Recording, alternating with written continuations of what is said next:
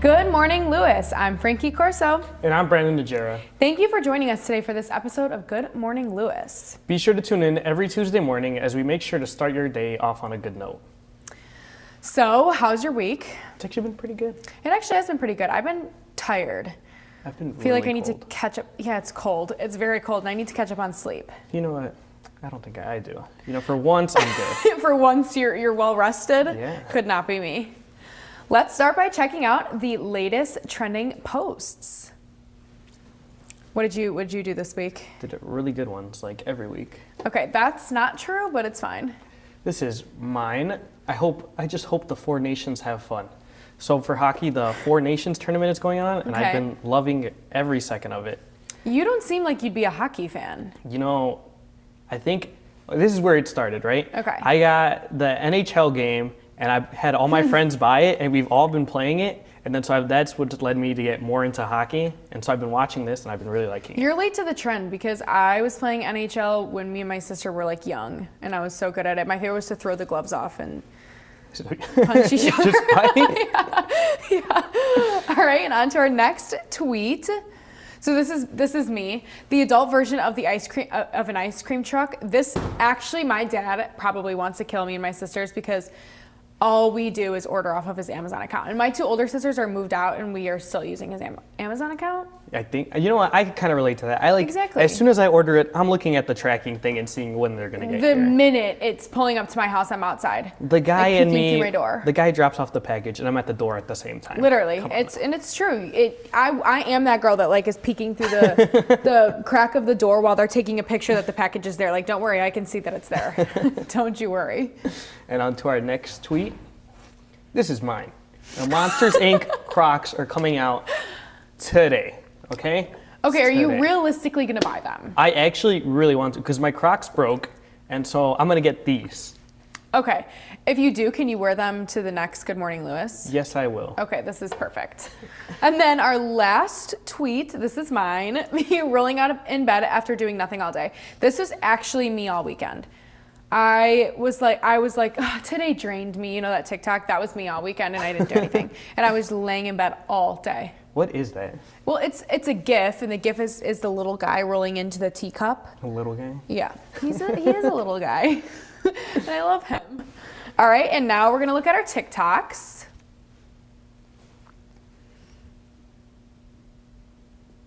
What? Oh my gosh. Oh my gosh. If that was my car, If that was anybody's car, I would be so mad. imagine your day's already going bad, and then they drop your car like Well, this. that is something that would happen when your day is already going bad. I know. That This- would like end your day. The luck I have, I'm surprised this does not happen to me. Well, actually, somebody hit my brand new car while I was parked in a neighborhood, and I heard it while I was standing at a pool, and I was so sad. It was loud, like that loud? Oh yeah, and then he tried to get away, and I was like, "Get back here!" Like that? No, get back here.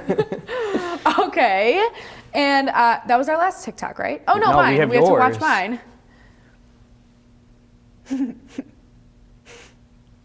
Okay, it's actually cute because then this little boy comes up and helps her.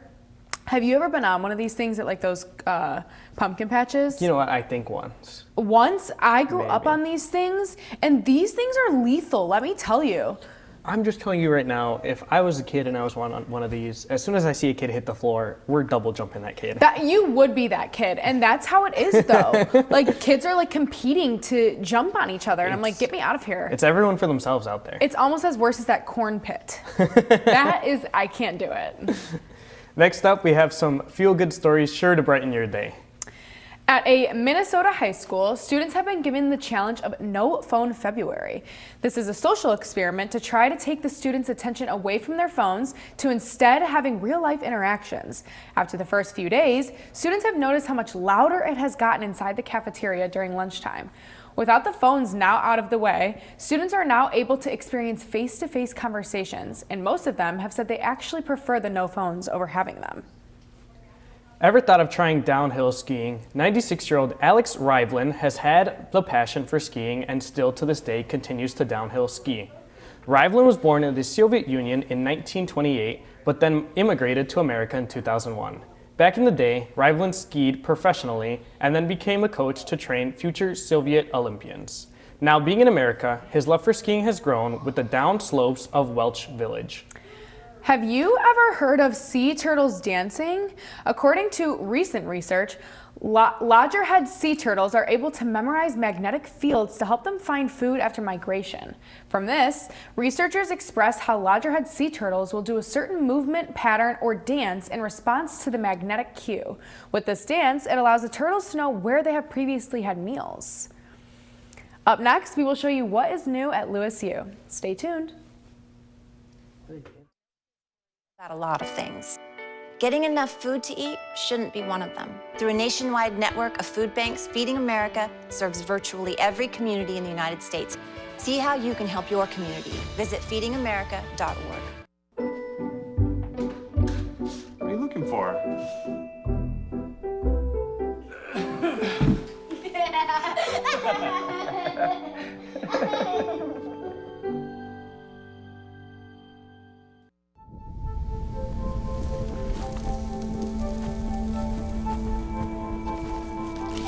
Eva Marie smoked 12,000 packs of cigarettes over 15 years.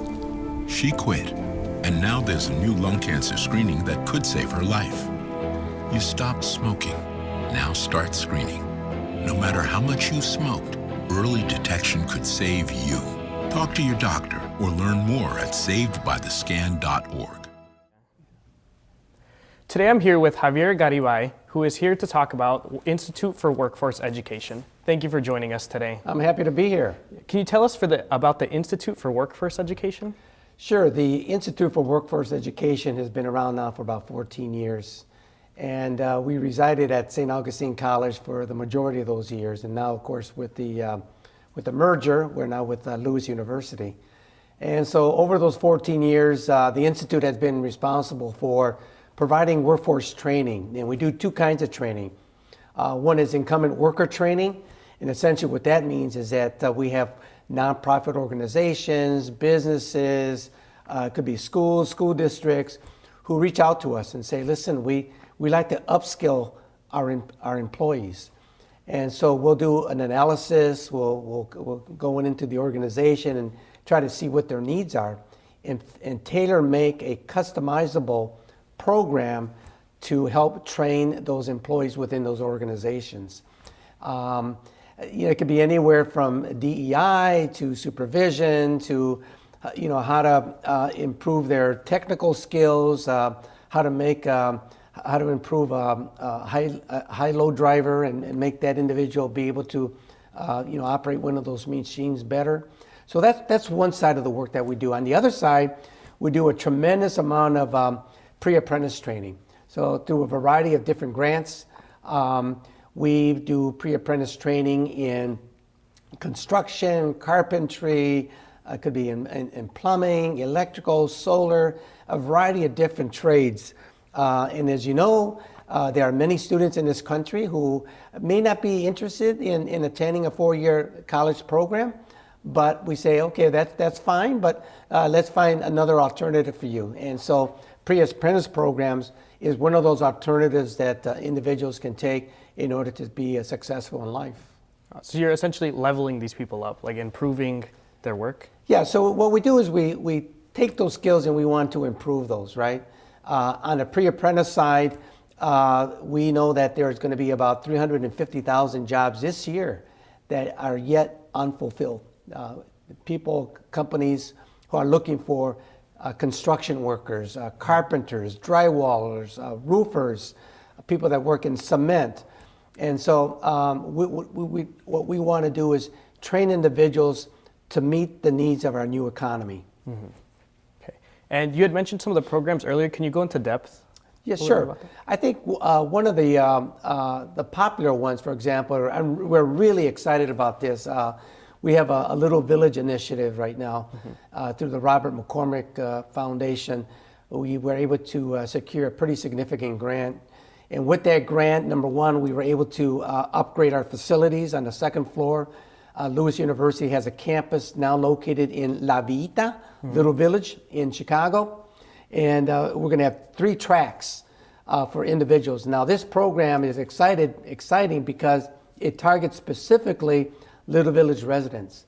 And so the 3 areas are going to be general construction or carpentry, solar, which includes installation and maintenance, and then medical office assistant. And what's really, truly exciting about this is that all three of those tracks come with it a certification, so that when you're done with that 3-month training, you can take that to the employer and say, listen, I have a certificate, and that they're much more likely to get a job because they earned that certificate. It means that they went through all the training that's required for them to be successful in the work that they do. In addition to that, there's also stackable credentials. We're going to be offering flagger and first aid, safety, and so these trades are not just meeting the core curriculum, but there's also additional stackable credentials that they receive to make them even more likely to get a job when they finish with us. These programs are about 3 months in length, and individuals, for example, let's say carpentry, you're likely to make anywhere from $50,000 to $60,000 after leaving our 3-month program. Wow. It's really nice to hear the improvements you're making to a community like Little Village. Yeah, Little Village is an exciting place. It's originally that community was largely Czech and Polish, and in the 70s it became increasingly more Mexican American. There are about 77,000 residents who live in Little Village. Lewis and San Agustin College are just really blessed to have a campus in Little Village. Little Village is exciting. It's about 4.4 square miles, about 2 miles of which is what we call the commercial district, and those 2.2 miles is exciting because there are robust businesses there. There are shops and cafes and restaurants, all kinds of businesses up and down that corridor. So it's a very exciting place to be. Sometimes it's referred to as the Mexico of the Midwest. So with 77,000 residents, it's a very, very thriving, very cultural community in Chicago. It's very interesting because that particular community has the largest percentage of school-age children anywhere in the city of Chicago. So it's a very young, vibrant, thriving community. And so that's why we're very excited to have a workforce program in Little Village, which is on 25th Place. And so, by the way, we're still recruiting individuals for those programs we're going to launch. You can visit us at hashtag IWE Chicago for more information about that, or www.iwetraining.com if you have individuals who might be interested in joining any one of those 3 tracks. Yeah. Could you explain, I think you had mentioned it earlier, how the Robert McCormick funding had come about? Yeah, so the Robert McCormick Foundation is very committed to particular neighborhoods in the city of Chicago. And so they approached us because they know that we do training throughout Chicago, and not only just in Chicago, but throughout the state of Illinois. We have a presence. We work with groups in Kankakee, Aurora, Grays Lake, South Chicago, North Chicago, Joliet, Romeoville here as well. And so they came to us and said, would you be interested in launching pre-apprentice programs in Little Village? And we said, absolutely. And so we put together a proposal, and we share that with the McCormick Foundation, and we were granted a very nice grant in order to help deploy training for the residents of Chicago. So you guys are really like all over the map then. We're all over the state of Illinois, and we're happy to do that. We have the resources, we have the instructors, we own over 250 curriculum that we can deploy at any time, anywhere, any place. We can do that training in 3 different languages, Polish, actually 4, Polish, Vietnamese, Chinese, Spanish, and of course in English. Most of the training that we do is in English. And so that's what makes us, I think, a very wonderful organization to be, is because we are nimble, we're flexible, and we can do training virtually anywhere because we own the curriculum, we have the experts to deploy and teach that curriculum at a moment's notice. So the IWE is Illinois' leading provider of bilingual workforce development services. What types of training do you offer? I mentioned some of them earlier, but we do a lot of training in the area of management and supervision. We can do training on technology, how to do Office, an Office suite, Excel. We do technical training like that. So like I said, we have 250 trainings, and we do a lot of training around DEI. We do quite a bit of training recently on sexual harassment, which has become a major issue, as you know, in many companies and businesses and nonprofit organizations. But I would invite individuals to come visit us on our website, where we list some of those trainings. There's something for everyone. Yeah. And then if there is something, we can also customize the training to focus in on a particular strand, right? And so we can customize that training to meet the needs of that organization, to make sure that they're hitting on all 8 pistons.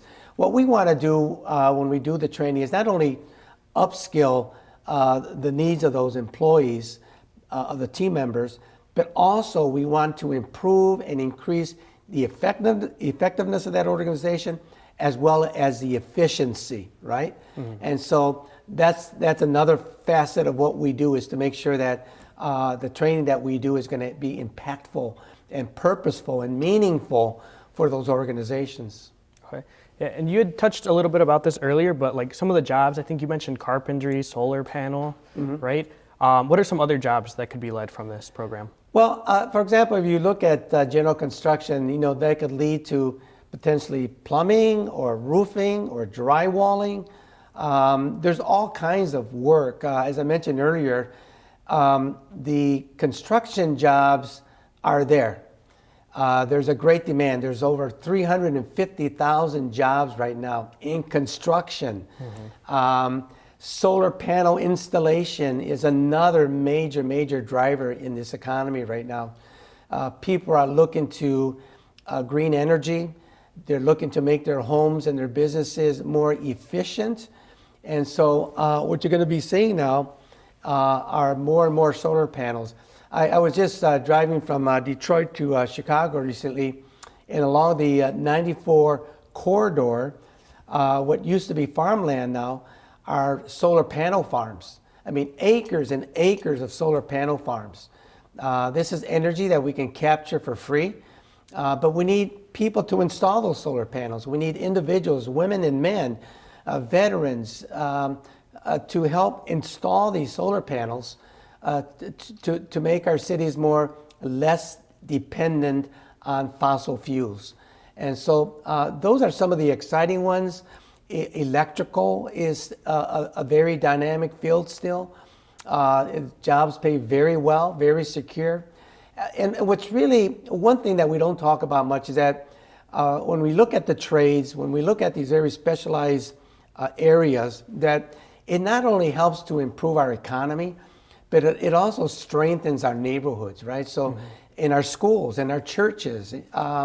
And so what we do is increasingly, I'm beginning to think of the work that we do at the Institute for Workforce Education at Lewis University as a function of social justice, that we want to make sure that we're training people of color, women, veterans, and others in jobs that they didn't have access to before, right? Underrepresented individuals.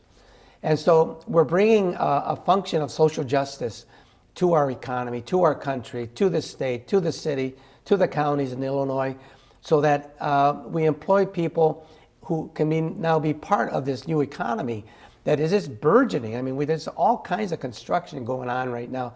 If you go to downtown Chicago right now, or any city, if it's Joliet or Aurora, Springfield, there's always construction going on. Mm-hmm. And so we're just very excited to be part of that, dynamic area, space where we can participate in growing our economy in the state of Illinois. It's really nice to hear that you think of the people that are like underfunded. That's something I really liked.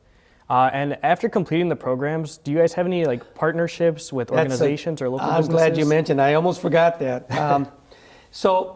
We're responsible for recruiting individuals into our pre-apprentice programs. Mm-hmm. We make sure that we get all the paperwork done with them.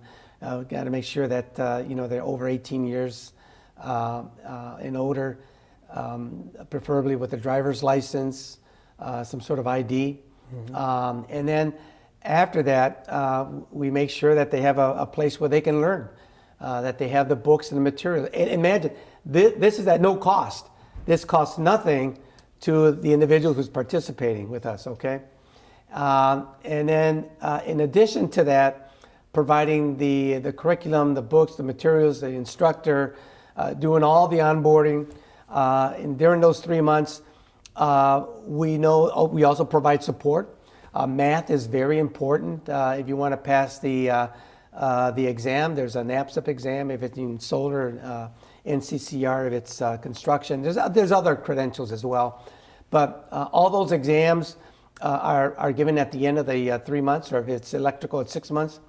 And you need to pass that. But it's not just good enough for us just to provide the training, but we have the support. And so math is one area where we can provide some support. If an individual needs some support in math, we've got math tutors. They help them, cross the finish line, right? To your point, very critical. So after they pass the exam, let's say, it's not enough to say, well, hey, good luck. There's 350 construction jobs out there. Go and find it. We have very, very soon, 3 job developers at the Institute for Workforce Education, and their sole job is to connect them with jobs, Department of Labor jobs, jobs that are union jobs, jobs that pay good money, that are secure. So that's their job. Or if they're not interested in working immediately after they complete the program, to try to get them into a union apprenticeship program, okay? So to your point, yes, we do have individuals, job developers, and they're fabulous people whose sole mission is to make sure that we get them a job if they're interested in working after 3 months, or we get them into an apprenticeship program. So it's a complete cyclical environment where we start with them at the very beginning, and then we complete it with making sure they get a job or get into an apprenticeship program. Yeah, it seems like a really well-rounded program. Like getting in, you don't have to pay anything, and then you also help them provide jobs. It's really a nice thing. Did you want to say the website one more time? Yeah, so it's www.iwetraining.com. Gotcha. Thank you so much for joining us. It was a pleasure to be here this morning. Thank you so much. Up next, we will hear from Keeping Up with Christian, highlighting what's going on around campus and town. Stay tuned.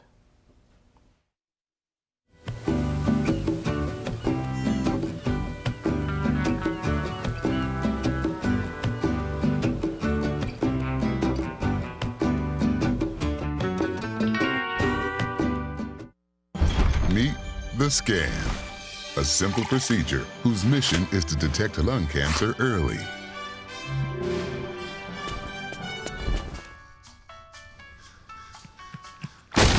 I'm here to save you. but I feel fine. That's great, but you may still be at high risk for lung cancer. Oh man, that's a new fence. If you smoke, early detection could save your life. Learn more at savedbythescan.org.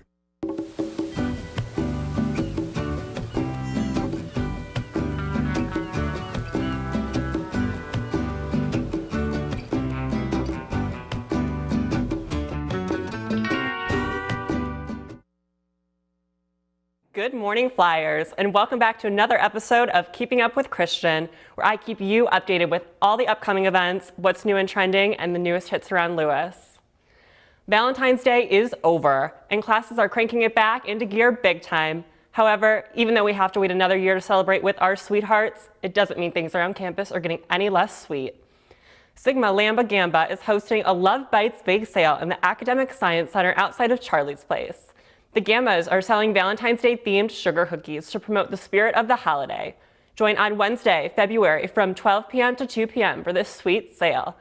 In addition, the Ministry Building is holding Tasty Treat Thursday, serving fresh pastries, treats, coffee, and tea for throughout the day. I'm sure everybody is in need of something sweet balancing these busy semester classes, so relax and stop by for a treat. Speaking of needing some relaxation, how about getting the weekend started just a little bit early? Ember's Tap House in Lockport is hosting an open mic night this Thursday from 7:30 p.m. to 9:30 p.m. The English Studies and Music departments from campus have partnered with Jet Fuel Review to host monthly open mic nights to create community collaboration. Lewis student Samuel McFerrin and Lewis alum Javon Williams MC these open mic nights. Make sure to get to Ember's a little bit earlier this weekend so you won't miss the show. And who knows, maybe you'll see one of your classmates on the stage. And keeping it on the stage, the curtains are rising high this weekend at Phillips Lynch Theater. This week, Comachrone is set to debut. The play is about love, nostalgia, the seasons, and how we learn to say goodbye. Playwright Adam Simowicz wrote Kodachrome, which highlights the mundane and shows how little moments create huge ones, and showcases how beautiful small moments can really be in one's life. Don't miss out on seeing Lewis University's students shine, and get your tickets today. Charlie's Place and the Academic Science Center is rolling out some new delicious events this week. Join for a mac and cheese pop-up today during the lunch hour you definitely won't want to miss. And on Thursdays, Marino's Kitchen is bringing in Taste of Home to Charlie's. Make sure to stop by for some Italian comfort food made with love just for you. Charlie's Place will also be having raffles every Wednesday where you will have the chance to win delicious snacks, drinks, and other fun prizes. Enter the raffle by following the Lewis Dining Instagram page, liking Win It Wednesday post, and tagging another flyer. Good luck to those who enter. And with all these amazingly delicious dining options this week, many of us might be wanting to hit the gym. Many free group exercise classes are offered at the Recreation and Fitness Center every week. The classes this week are on Tuesday, spin and upper body strength, Wednesday, spin and core, Thursday, spin and total body strength, and on Friday, yoga and Pilates. No registration needed, all fitness levels welcome, drop in and out as needed, and all equipment is provided. Meeting in the SRFC group exercise studio, visit sometime this week to work out and blow off some steam. That's all for Keeping Up with Christian this week. Make sure to tune in next week to catch up on all of the latest updates. I'm Christian Kluver. The Scan, a simple procedure whose mission is to detect lung cancer early.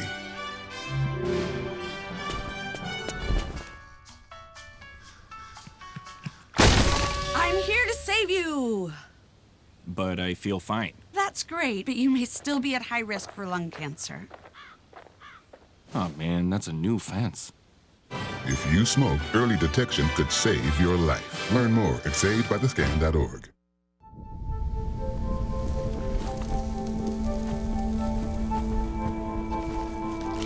Eva Marie smoked 12,000 packs of cigarettes over 15 years.